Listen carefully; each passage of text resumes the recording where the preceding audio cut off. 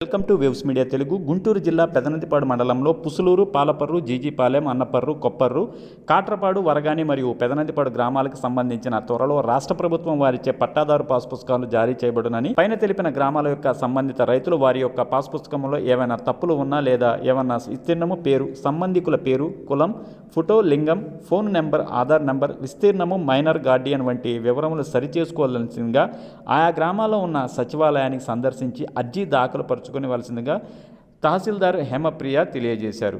నమస్కారం అండి, నేను తహసీల్దార్ పెదనందిపాడు.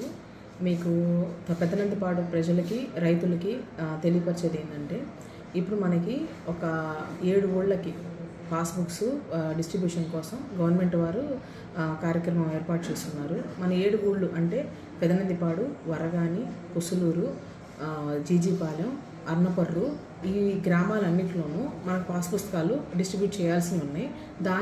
దానికి చేయాల్సింది ఏంటంటే, ఎవరైనా పేరు తప్పులు కానీ, ఫోటో తప్పులు కానీ, లేదా మొబైల్ నెంబర్ కానీ, ఆధార్లు కానీ, లేదు అనంటే మీ ఎక్స్టెన్స్లో ఏమైనా సమస్యలు ఉన్నా కానీ, డైడ్ కేసెస్ ఉన్నా కానీ, ఏమున్నా కూడా మీరేమైనా సరి చేసుకోవాల్సిన అవసరం ఉంది అని అనుకుంటే, మీ యొక్క పాస్ పుస్తకాలు, మీ డాక్యుమెంట్స్, మీకు సంబంధిత పత్రాలు తీసుకొని సంబంధిత సచివాలయం విఆర్ఓనన్నా కలవండి, లేదు అంటే తహసీల్దార్ ఆఫీస్ కన్నా రండి.